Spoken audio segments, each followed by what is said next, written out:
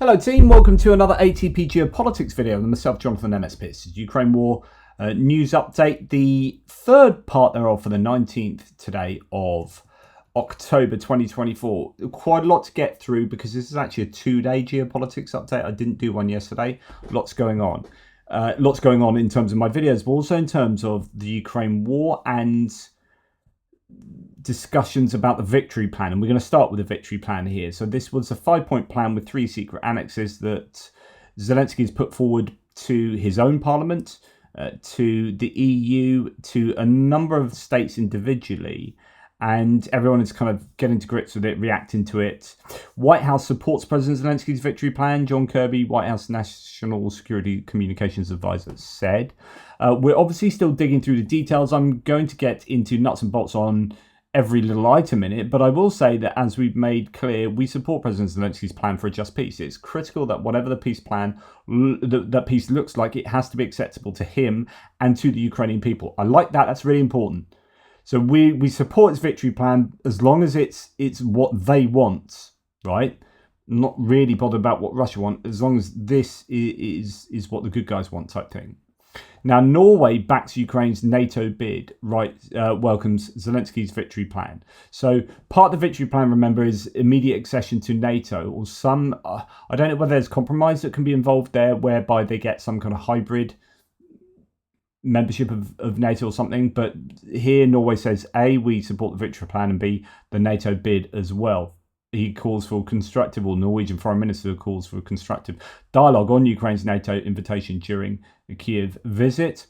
French Foreign Minister, France supports Zelensky's victory plan. We will help Ukraine as long as it takes. And also that France is open to the idea of inviting Ukraine to NATO, but will continue negotiations with allies on this issue. So this is, I think, one of the big things to thrash out. This was stated by the Foreign Minister yesterday, who arrived in Kiev then. Okay.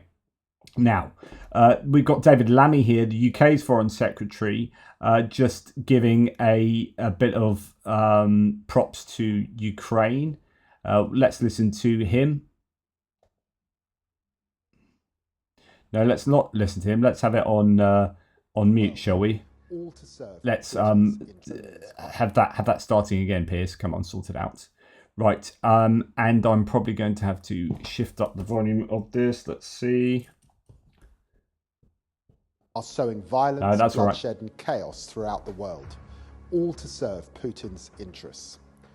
That's why, as Foreign Secretary, it is my personal mission to constrain the Kremlin using the full range of powers at my disposal. I want to bear down on the networks that seek to circumvent our sanctions to secure the components Russia needs to fight its brutal war in Ukraine. Today's sanctions on 18 Russian oil tankers and 4 liquefied natural gas tankers is our largest package yet, targeting Russia's shadow fleet, an illicit network of vessels transporting Russian oil. Our sanctions strike at the heart of Russia's energy revenues fueling Putin's war, and follows previous UK action which has left Russian ships idle outside ports, unable to continue pouring money into Putin's war chest. Through diplomacy and my global partnerships, I will push back on Russia's corrosive foreign policy, and I will expose the Kremlin's pathetic attempts to spread disinformation, division and disorder in the UK and around the world. I like that really strong rhetoric. Is not about the victory plan, so I guess ill placed there, because this part's all about the victory plan, but not really 100% sure what the UK have said about the victory plan per se. Radu Hosu, the Romanian analyst, says, how many events related to Ukraine happen today that need to be explained. 1, Zelensky says Ukraine has 2 options for its security: NATO or nuclear weapons. He is right in principle. 2, German tabloid Bild reports that according to Ukrainian government sources, Ukraine can produce nuclear weapons within weeks. Kiev has already categorically denied the information. Interesting.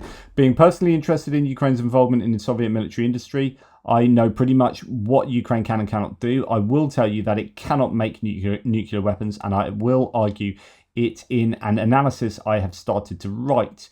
Also, President Zelensky announces that more than 10,000 North Koreans will arrive in Ukrainian territory illegally occupied by Russia, and that already North Korean officers have arrived in Donbass, and some are reported to be dead. In June, Pyongyang announced it would send 10,000 troops to Ukraine to support Russia. No one believed them at the time. We'll come on to talk about this in a little while. I'm just going through everything Radohilsu said. It's not all to do with the victory plan. South Korea has announced on various channels that if this information is true, it will change its attitude towards the war and will directly send offensive weapons to Ukraine. That's good news for Ukraine. Possibility that North Koreans are in Ukraine or will soon arrive in Ukraine indicates an unprecedented escalation. The current war between Ukraine and Russia is turning into Ukraine versus Russia and officially North Korea. Zelensky declares that this would be the first step toward World War III. I don't think that's quite so, but not really that far from it. October, Australia sends 49. Well, okay, it talks about lots of aid going. Yes, okay, and that'll do for now. Right, we'll move on. Well, we'll move back to NATO and the victory plan. So Zelensky said it's either nuclear weapons or NATO, as Radohilsu just said, or NATO for us. That's why today we choose NATO, implying that he expects NATO to accept Ukraine, or Ukraine might have to explore the option of nuclear weapons, says Timofey Milovanov, who is a former Minister of Economics for Ukraine. Zelensky sharply criticized the Budapest Memorandum, under which Ukraine gave up its nuclear weapons for security guarantees, saying it has completely failed. True. Quote, only Ukraine is at war, only Ukraine gave up its nukes, and those agreements didn't work, directly saying that only Russia violated the Budapest Memorandum, and also other countries who swore to protect Ukraine's sovereignty. And yeah, not wrong there. Now, Viktor Orbán said that Zelensky's victory plan is terrifying and urges negotiations with Russia. Quote, what Zelensky outlined yesterday in the Ukrainian parliament is more than terrifying, Orbán wrote, urging EU leaders to start talks with Moscow. Of course he's going to say that, and as people say, of course, worried is he. That's Prof. Gerdes.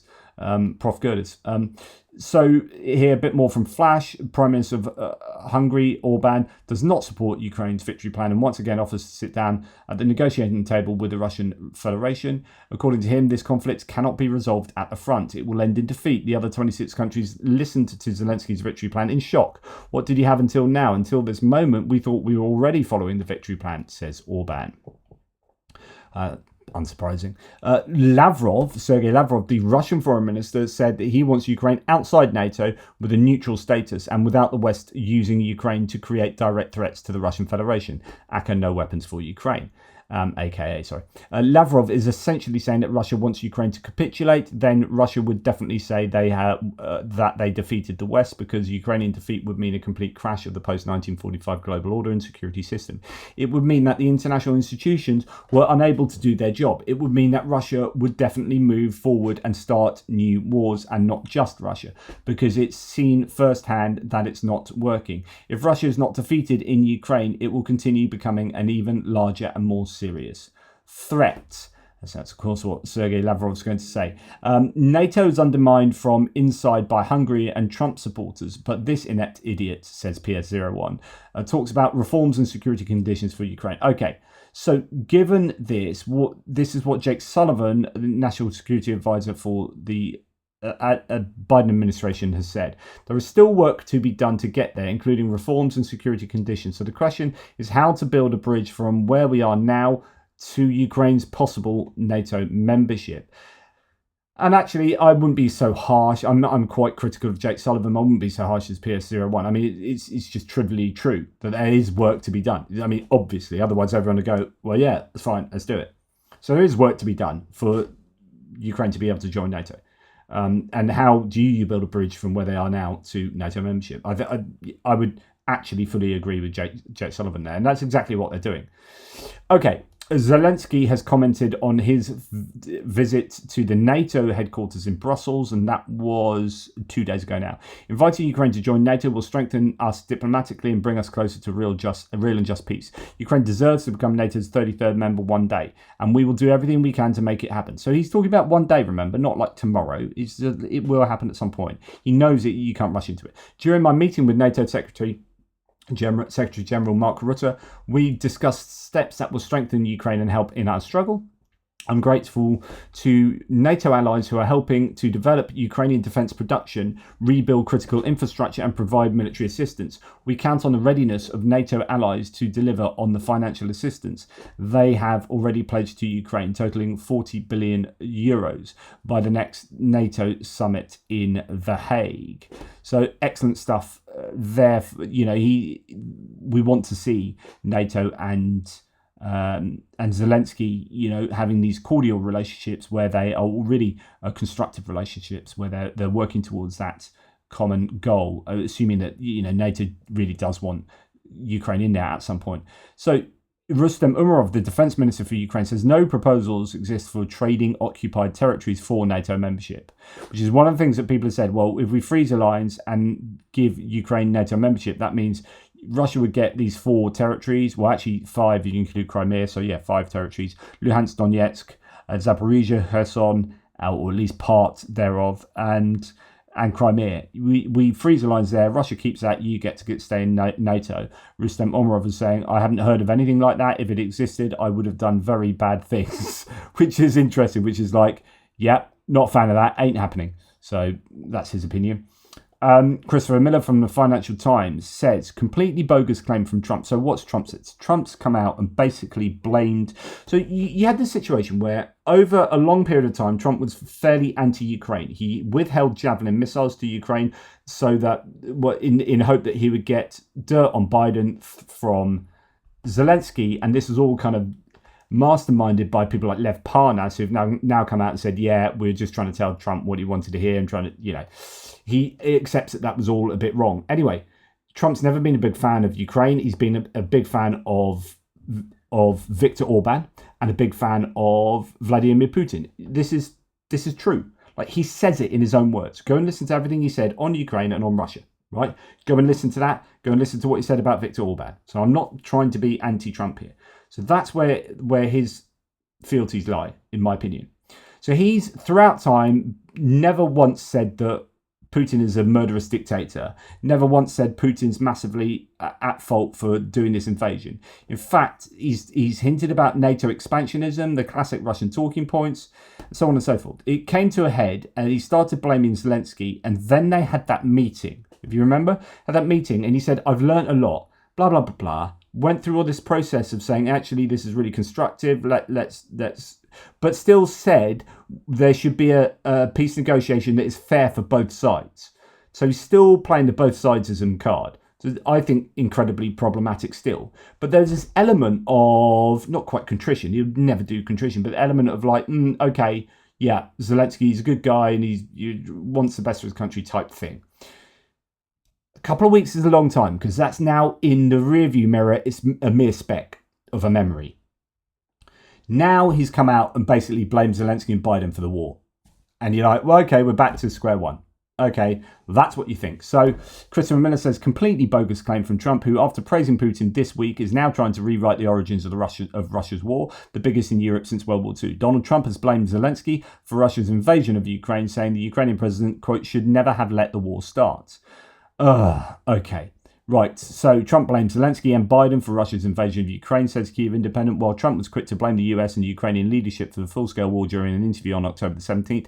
He made no mention of Russian President Putin. This is what really does my nut in, is it's complete Putin apologia. It's like...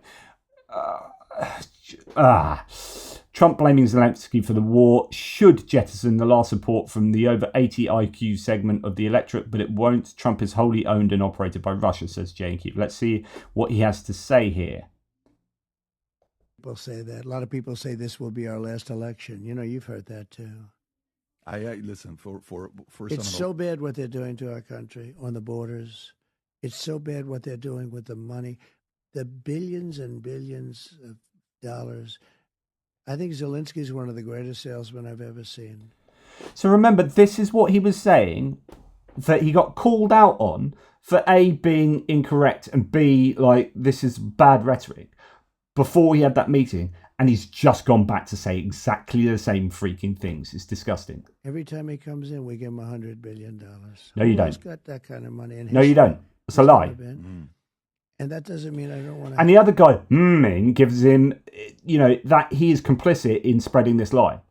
Instead of going, actually, the last aid package was 61 billion. It was held up for 7 months in Congress because of you. So it's not every time he comes to the US he gets that. He just came to the US and didn't get that. So this is a lie. And that was 61 billion. And by the way, most of that stays in the US. Only 25 billion of that was military, blah, blah, blah. It's just, it's so wrong. You are lying. And this guy's going, as in, yeah.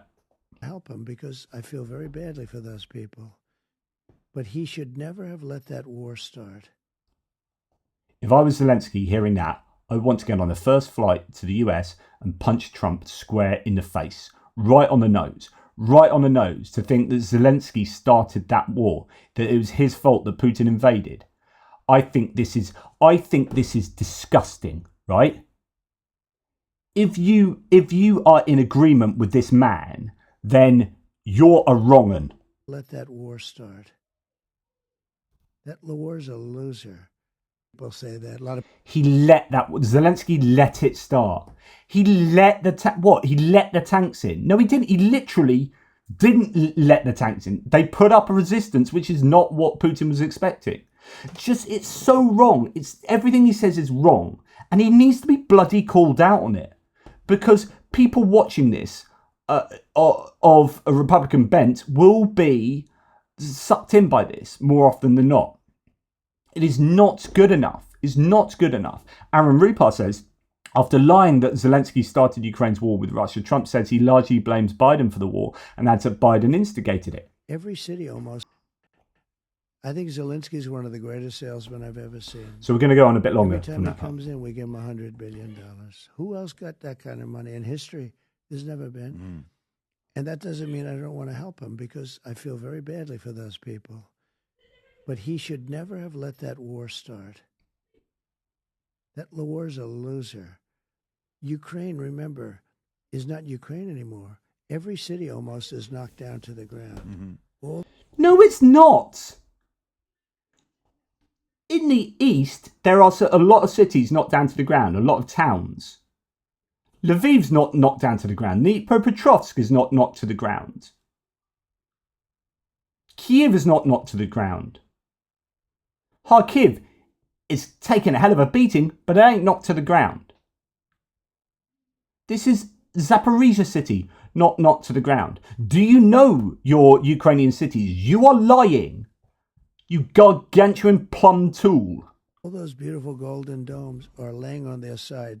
No, they're not. Smashed to smithereens.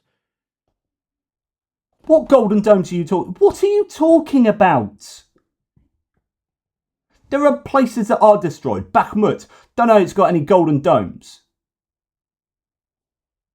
I'll tell you what. Pokrovsk is going to get a hell of a beating.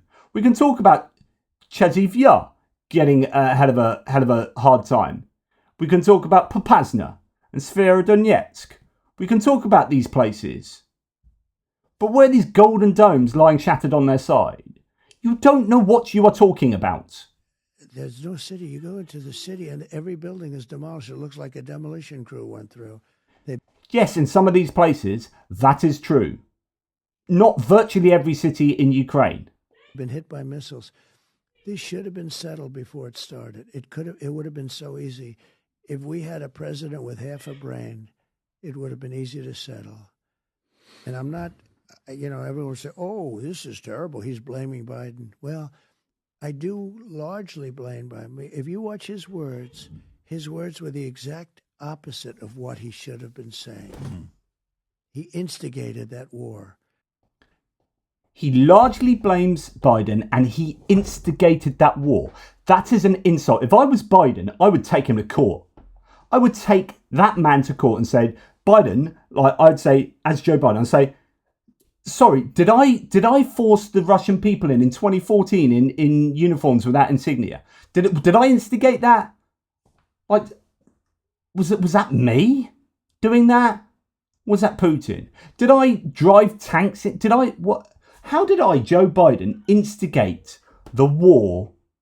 How am I largely responsible for the war in Ukraine? It is an absolute insult. So,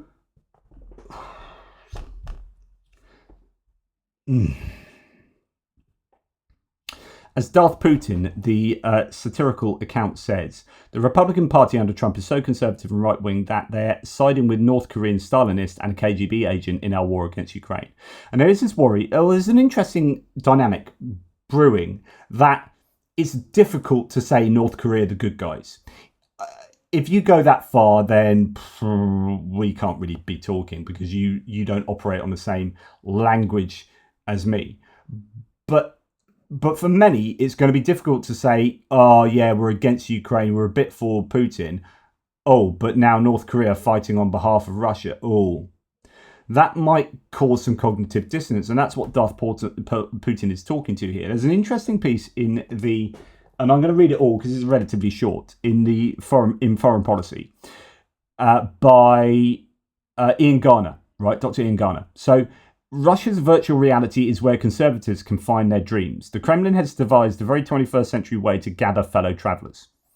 According to an August report from the Russian state news agency TASS, the Kremlin plans to reform a, quote, safe haven for people trying to escape Western liberal ideals. To this end, Russia will introduce a new visa pathway for foreigners fleeing countries whose policies run contrary to, quote, traditional Russian spiritual and moral values. The report, that although sparse in detail, claims that 3-month visas may be issued for those spiritual refugees as early as last month. Discussion of the policy in the Russian information sphere has been coloured by visions of Moscow as a leader of the future world in which its so-called traditional values can thrive.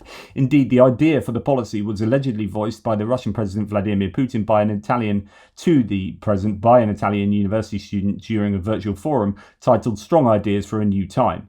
On the surface, Moscow appears to be resuscitating the old Soviet practice of painting itself at the centre of resistance against the West. Back then, it was against capitalism. Today, it is against the West's supposed liberal decadence. But there is something thoroughly 21st century in the new rhetoric and policies. The visa plan is the latest in a series of public relations measures designed to challenge the nature of borders in an increasingly digital world. The regime is not seriously looking to attract immigrants and seems unembarrassed by the paltry numbers of Westerners taking up the offer. It is looking to strengthen its virtual coalition of fellow travellers, a manoeuvre that has dangerous implications for liberal nation states seeking to counter the Kremlin's influence. At home, Russia's vision of traditional values consists of a draconian web of pro-Russian orthodox, misogynist and anti-LGBTQ+ laws, as well as a teaching of a mythologized history imbued with the cults of masculine military strength. Frequently, these policies are driven by conspiracy theories, as much as any state ideology. More often than not, they simply rail against anything Russia associates with Western liberalism. Whatever trends prevail in progressive Western societies, from trans-positive messaging to support for Black Lives Matter, is decried as anti-Russian and antithetical to traditional values. In this sense, Russia's campaign in support of its alleged values is a project rooted in the country's relationship with the outside. Indeed, defending, quote, traditional values is at the centre of the Putin's regime's domestic and foreign policy. The Kremlin's updated 2023 national security concept mentions tradition no fewer than 16 times, claiming that, quote, a widespread form of interference in the internal affairs of sovereign states has become the imposition of destructive neoliberal ideological attitudes that run counter to traditional spiritual and moral values. Moscow has anointed itself the leader of, quote, international traditional spiritual and moral values. Russia seeks to weave support for traditional values into its policies abroad by funding sympathetic far-right groups across Europe and North America, and by linking economic and security policy to the defense of values in international forums. Moscow's history of proclaiming itself as the center of an international political vanguard dates to the early Bolshevik era. Throughout the 1920s and 30s, Soviet propagandists told their citizens that they were the greatest internationalists in the world and that Westerners were flocking to seek refuge in the fledgling Soviet Union. The state did plenty to attract both sympathizers and industrial specialists to its territory. Just a few more paragraphs. A series of high-profile Western leftists were treated to Potemkin tours. Among those that visited in the 30s were George Bernard Shaw, André Gide, Henri Barbusse, and Romain Rolland. Shaw, who was granted a private audience with Joseph Stalin in a visit in 1931, lauded Russia as the home of a spiritual resurrection that would rectify the social ills he saw in the West. He would later write in the Soviet author Maxim Gorky that he was, quote, as strongly susceptible as anyone to the fascination of the Russian character. Shaw was fascinated with the idea of Russia not as it was, but as an antithesis to the West, a mystical place where his own dreams could be realised. Right, sidebar here. I've just been having a raging argument on Facebook with two people who are spouting the same stuff they did 2.5 years ago, and they haven't learned and watched anything, they haven't read anything. They are NATO expansionism, and these are two left-wing, skeptical, supposed critical thinkers, right? These are fellow kind of atheists who are on the kind of skepticism train that I've been on with them, and sometimes leading them, as they are friends of mine on Facebook because they follow me in my books and my videos and stuff I've done to do with critical thinking and skepticism, right, in terms of whether God exists or not, right? So these are lefty liberals similar to me with very similar worldviews, and I would have been one who would have been anti-US imperialism, but I've successfully used my critical thinking skills to actually understand what's going on in Russia and to come to a conclusion that people like Mearsheimer and Hirsch and the like are wrong, and Noam Chomsky are wrong on the subject of Ukraine and Russia. And their desire, as much as these people I've been arguing with, desire to see criticism of the US means that they end up siding with Russia in a kind of anti-NATO expansionism type thing. They suck in all of those Russian propaganda narratives precisely because they are looking for something that is anti-US imperialism. Now, there is a time and a place for anti-US imperialism, but you don't jump out the frying pan and into the fire. So you don't say, I'm really annoyed with how the US has treated democracies in South America, for example. Or I'm really annoyed about what happened in Iraq, or, so on. We can pick criticisms that are, I think, well justified and founded. But it doesn't mean it's all wrong, and it doesn't mean that the antithesis of that, i.e. Russia, is right. So in our criticisms of the US, for example, and I'm picking on the US here to try and understand why people do this, and this is the point of the article, is like by criticizing the US, we often just use all this ammunition that comes from the other side. Yep, okay, bring that in, we're going to throw that against the US, and we end up using all of these Russian narratives and Russian talking points, and then suddenly we're ensconced in this position of being, I'm a useful idiot of the Russian narrative here. That's exactly what's going on here. Totally. So let's read that again. A series of high-profile Western leftists were treated to pretend contours. Okay, and here we had George Bernard Shaw would later write to the Soviet author Maxim Gorky that he was as strongly susceptible as anyone to the fascination of the Russian character, fascinated by the idea that Russia, not as it was, but as the antithesis to the West. So I don't like this. And I see that you are the antithesis to that, so I'll side with you. But, the enemy of my enemy is my friend. But actually, I would much rather this, with all its criticisms. I will level some criticism against the US, of course I will, and my own country and Europe and etc., etc. I will criticize everyone, right? I'll criticize the US, but I'll also understand that, bloody hell, I'd take that any day of the week over that and that and that. So I won't jump out the frying pan and into the fire. I'll stay in the frying pan. I don't know. No, I'll just, I'll just maybe jump out the frying pan and onto the side and just look at the fire around the frying pan and go, yeah, it's all crap. But if I'm going to be anywhere, I might as well jump into the frying pan and cover myself in oil and just enjoy it. I don't know. I've stretched the analogy further than it can possibly go. So you get the point, though. To continue the article, more often, though, illusions were shattered. Gide was thoroughly disheartened by his own visit to the Soviet Union, appalled by the lack of freedom of speech, a uniformity of opinion in Pravda, and a climate of fear. He wrote, quote, I doubt whether in any country in the world, even Hitler's Germany, thought to be less free, more bowed down, more fearful, terrorized, more vassalized. Fellow intellectuals who tried living in the Soviet Union, such as the anarchists Alexander Berkman and Emma Goldman, reacted even more strongly, publishing works that violently decried justify the persecution of the early Soviet era and fleeing within months. Meanwhile, the ordinary leftist refugees, workers and students who continued to immigrate to the Soviet Union from various capitalist countries tended to leave as disgruntled as they arrived and typically went home as soon as hard currency or other special support from the Kremlin dried up. As foreigners, they were also under permanent suspicion, and many disappeared in the Gulag. Despite its grandiose claims, Moscow was never an appealing destination for many foreign fellow travellers, especially once they experienced the reality of Soviet life. It does actually go on, of course, to then link this. I thought that was where it ended, but of course it goes on to then link this to the right. But it's so well worth reading, goodness me. So it goes on to talk about Carlson and how he's done, Tucker Carlson did similar when he went recently on his publicity tours to Moscow and interviewed Putin. Carlson, who posted clips of an interview, I'm going to excerpt pieces now, who posted clips of an interview he conducted with Putin this year, claimed to have been radicalized by his trip to Moscow. His video diaries depicted a world of fully stocked grocery stores, immaculate subway stations and grandiose performances of the Bolshoi theatre, etc., etc. Carlson's Russia seemed to be nothing but propaganda, the depiction of a fake world untarnished by the poverty and the violence that is endemic in Russian society. Yet Carlson carefully crafted an image of Russia that is essentially a Disneyfied America. Here is a rich white man treated like royalty and able to access every aspect of an idealized American life, even McDonald's, in a society shorn of the perceived messiness of today's America and especially of its supposedly deleterious progressive values. Like Shaw, then, Carlson projected onto Russia the hyper-reality of a desired homeland, the dream America of the MAGA brigade. Moscow's behaviour on the international stage may challenge Washington's geopolitical supremacy, but its traditional values rhetoric functions as an escapist simulation.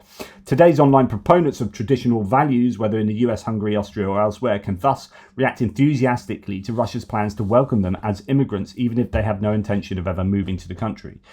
You get people like Alex Jones from InfoWars, right? He encouraged true patriots to stand up for the spiritual and moral values in a post on Twitter. On True Social, the right-wing social network founded by former President Trump, Moscow's plan was met with enthusiasm, not for Russia as some sort of conservative utopia, but for the rejection of cultural traits associated with progressive America. So here's a point. So where leftists, like my friends and people I'm arguing with, those leftists reject America due to its imperialistic tendencies, right? In their kind of corporate military sense, military industrial might of the US being pitted against these nations and going around and changing democracies and blah, blah, blah. Criticisms that I would think have some merit, right? But I'm not going to jump from the frying pan into fire. So the leftists have that criticism against the US. The rightists have the criticism that comes from a traditional moral and spiritual values point of view. And they then liberally sprinkle that with conspiracy theories and anti-progressivism. And they do that, and they both then paint this picture of Russia that isn't correct and take on those anti-American diatribes straight from the handbook of Russian propaganda, and it is really quite worrying. We'll just finish the article. We'll go to the end. Most analysts consider Russia's dream of creating a multipolar world in which its territorial, economic and military might act as a counterpoint to US or Chinese hegemony as a fantasy. Equally outlandish is the idea, much propagated by Russian nationalists, of a new Eurasian empire, or even, given Russia's depleting strength, reuniting Ukraine, Belarus and today's Russian Federation into a great Russia. But analysis that overemphasizes the physical over the virtual or dismisses online movements as mere propaganda and trolling fails to recognize 21st century realities. The most important future clash of civilizations is not based on geography. Instead, we are beginning to see the creation of visual civilizations, boundaryless political allegiances defined by amorphous and fluid values perpetuated through the internet. Citizens with similar affinities in Russia, the United States, France and Germany, and wherever they find themselves, having more in common and spending more time with each other than with their own compatriots who don't share their political views. Putin's Russia may not be about to conquer Ukraine or create a multipolar world order, but it is working to reorder political identities by encouraging foreigners to view Moscow as a simulated realization of their own political dreams. And this is why we see people on like the MAGA campaign trails and the Trump rallies saying, I would rather Putin than Biden. And if you get to a situation when you are saying in your country you would rather a Putin than Biden, then stuff like that has taken hold. That is an interesting piece, and sorry I had to rush it and miss bits out, but I think this is worthy of analysis. Right, moving on, we will go to Grant Shapps here. The former UK Defence Secretary is now out the job, as in, well, he's not a politician anymore due to the last elections. Real support for Ukraine is shown through decisive action, not just words. As leaders from the US, Germany, France and UK gather today, so that was the other day, it's vital that they turn discussions into concrete measures to help Ukraine defend itself and stay resilient against Putin's aggression. Biden was in Germany for that. Notice a subtle shift in his words from him, where he said no longer until Ukraine wins, but until Ukraine wins a just and durable peace. And I guess there is this element of realism going on, and I guess that also puts the not onus onto Ukraine, but actually Ukraine are asking. See, this is the language of Ukraine as well. So I wouldn't be too critical of Biden here, because I think, one, you have to be realistic. There's no point saying we are going to help Ukraine until it wins on the battlefield. And kick Russia militarily right out of the Ukrainian 1991 borders. If that is just realistically never going to happen. That could happen if there's a regime collapse and so on and so forth, but militarily that's somewhat unlikely. And so therefore to say we will do this until that point, it becomes a bit unrealistic. And so until Ukraine prevails or wins or has victory is obviously very vague. And what does that really mean? This, I think, allows Ukraine to dictate what a peace is that is just, because Ukraine are using this language as well. If you listen to Zelensky, he is now using the words just peace. And that means it's a peace that there is justice involved in that, and it's a fair peace deal for Ukraine. Justice is being delivered for Ukraine. Now, that might mean the same thing, but I think there's an alignment of language here. So I wouldn't be so critical about Biden in terms of his language being used there. I think actually that's an alignment of language between Zelensky and Biden. Biden then has also said, as Ukraine faces a difficult winter, we must maintain our resolve and support. And I know the price is high, make no mistake, it is tiny compared to the cost of living in a world where aggression reigns, where big powers attack smaller ones just simply because they can. Absolutely correct. And it is important to say that the price for supporting Ukraine will be high. Like, the world would have been a better place if Russia had never attacked and we wouldn't have to pay this. But it's one of these situations where we've got to pay this stuff to help Ukraine. We'll try and get some return on investment. We'll try and make economic stimulus out of this. But at the end of the day, it's going to be expensive for us all to help Ukraine. But we have to do that because shit happens and we can't let the bad guys dictate to us what goes on in the world, and we can't let them rise to supremacy. In the same way that, sometimes a hurricane wrecks your house, right? But you still got to rebuild your house. So it's like, damn it, that's really annoying. But it is going to make it more expensive for me as a result of that. It's just the way it goes. Like, unfortunately, it's going to be expensive for us to continue to support Ukraine, but it's absolutely vital that we do so, because the alternative doesn't bear thinking about. Euromaidan Press says, if it's true that Ukraine, that is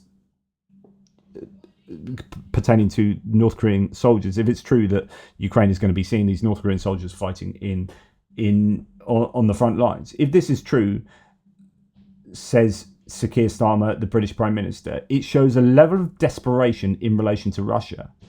And I think that's right, actually. So Keir Starmer has reacted to that. So we have seen video footage of these troops lining up supposedly in a Russian barracks here. These are North Korean soldiers. War Translated says of this, when you back down to gangsters, they hit you where it hurts. There's only one way to deal with gangsters, especially if you're an intellectual in glasses. The only thing that can save you is a bullet to the gangster's forehead. If you don't authorize strikes with long-range missiles, he announces strategic partnerships, and within days, troops are on the move. Many have spoken about this, but few have listened. So yeah, there needs to be a real strong response to these North Korean soldiers. And I reckon there's going to be a lot of people talking about this behind the scenes right at the moment. As Nigel Gould-Davis says, North Korea is at war with a major European country. This is an astonishing development, met with equally astonishing silence from European leaders. And then Chairman of the House Intelligence Committee in the US has blasted Joe Biden, this is Mike Turner, for not informing Congress about North Korea mobilizing troops for Russia to use against Ukraine. So he has said, and he's a Republican, said, a red line for the United States and NATO. Basically, it must be a red line. And do you know what? I broadly agree with that. If you want to read what that letter says, you can pause the video and zoom in on that. That's Mike Turner's letter to Joe Biden. In fact, this is his tweet. Why has Biden-Harris administration failed to actively brief Congress about the movement of North Korean troops into Russia? Today, I sent a letter to Biden demanding that his administration give the House Intelligence Committee answers, and that the use of North Korean troops against Ukraine must be a red line for the US and NATO. That's big talk there, but I think it's right. France considers the increase in North Korean military support for Russia very worrying.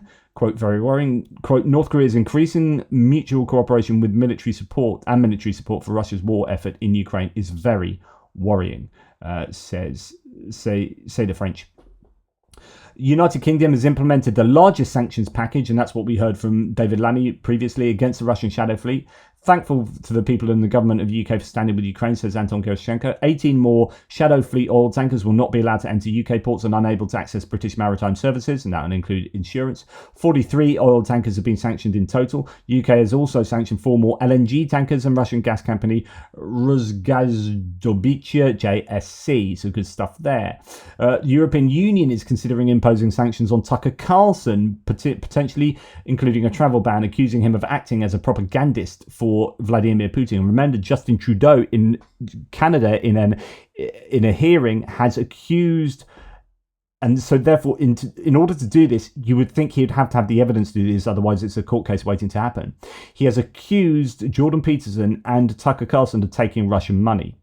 So Tucker Carlson looks to be in the crosshairs, and I like that because the guy is not, I'm not his biggest fan. Apple has removed the app of opposition TV channel Current Time and also Radio Free Europe and Radio Liberty from their apps from their Apple Store in order to appease Russia. Russia have asked for that. The Kremlin have asked them to take these apps down. And as Ivana Stradner here says, today Apple, $4 is pandering to the dictatorship in Russia. I think that's a difficult situation for them to be in, but I would like to think that they would stand up for what is good and right. But of course, rather than pull out of Russia, they have done exactly what the Kremlin has asked them to do. Now, the US has voted a $10 million reward for information about the organisers of Russian media Rebar. This is fascinating. Rebar, interestingly, recently their Rebar Force Twitter handle disappeared and they started using Rebar_N. I wonder if that's still there. I wonder if that's gone as well. We'll have a little look. Rebar. Oops, not if I spell it incorrectly. Rebar in English, so that is still there, but Rebar Force isn't, so one of them was taken down. But I find this interesting, so I obviously don't know quite who they are. There's not enough intelligence on these guys. I thought there would be. US has voted $10 million reward for information about the organisers of Rebar. The Rebar project is accused of engaging in the US election. Rebar is a Russian media organisation previously funded by the deceased Russian mogul, Yevgeny Viktorovich Prigozhin, leader of Wagner. I didn't know that Prigozhin actually funded it. Rebar relies on the connections and funding from Rostec to bolster Russia's military capabilities and advance pro-Russian and anti-Western narratives. Those who actively follow the Russian-Ukrainian war should know well what Rebar is, and you can see here what the Americans have put in place. So interesting. Submit a tip and you can get some moolah. Brussels has officially announced the stop of Georgia's accession to the EU. At summit in Brussels, the leaders of the European Union announced the de facto stoppage of Georgia's accession process to the EU. European Council affirmed the Union's readiness to support the Georgian people in their European path, but expressed serious concern about the course of action taken by the Georgian government. The document published on the European Council's website said that it contradicts the values and principles on which the European Union is based. European Council calls on Georgia to adopt democratic, comprehensive and sustainable reforms in line with the basic principles of European integration. And it looks like Georgia's going in the wrong direction there. And I hope that the elections take place, I think, this month are going to bring about the right results. And of course, elections are also taking place in Moldova. Fingers crossed over the next couple of days, I think. Russians don't stop attempts to sabotage Moldova's upcoming elections, says Jane Kiev, in answer to TVP World, saying Moldova's parliamentary email servers were hit by a cyber attack just days before the country's presidential election and a referendum on whether to enshrine European Union integration into the constitution. There is an awful lot of money being spent by Russia on disinformation in Moldova. They are up against it to get a free and fair election taking place. They really are. There's an awful lot of interference from Russia, awful lot of money being spent. Final thing, just a bit of a screenshot from Wikipedia here that's interesting. Ukraine is the 10th largest uranium producer on Earth, and looking at the other 9, it's easy to see what Putin's plan is. Is Putin interested in some natural resources in Ukraine? I think almost certainly. Whether it's the main reason they invaded is up for grabs, but there's certainly going to be some interest for them, and Pokrovsk could be one of the reasons why they were aiming for there. We've seen a lot of coal mines go recently, Vuhledar and up near Horlivka. Here we have uranium. Ukraine is the 10th largest uranium producer on Earth. But look at these other ones. India, China, Niger, Russia, Uzbekistan and Kazakhstan. All of those are somewhat under Russian influence or connected to Russia, like China and India, for example, in BRICS. We have Australia, Canada and Namibia in the top 5 there holding out, and Ukraine at number 10. So it's just an interesting little screen grab. Anyway, thank you very much for watching. Please like, subscribe and share. Really appreciate your support. Sorry it's a long one. There's a lot going on, and I thought that there's an interesting article in Foreign Policy, and sorry I rushed through it, pointing out how people on the right, but also actually the left, can look at the US and therefore find a solace in Russia by seeing Russia as this antithesis to the US. Take care, guys. I really appreciate your support. And please, please, please check out the NAFO the NAFO fundraising project that we are doing at the moment, which is for a truck for the 12th NGU. Oh, wow, it's gone up today, big time, €9,485, and I hadn't even contributed my bit yet. I'm going to do a live. It's going to be at some point over the next few days, but we might have to extend this to take more in. This is amazing. Thank you so much for your support. I will put that in a link to the, put that link in the description to this video below. Thank you so much, everybody. Take care. Speak to you soon.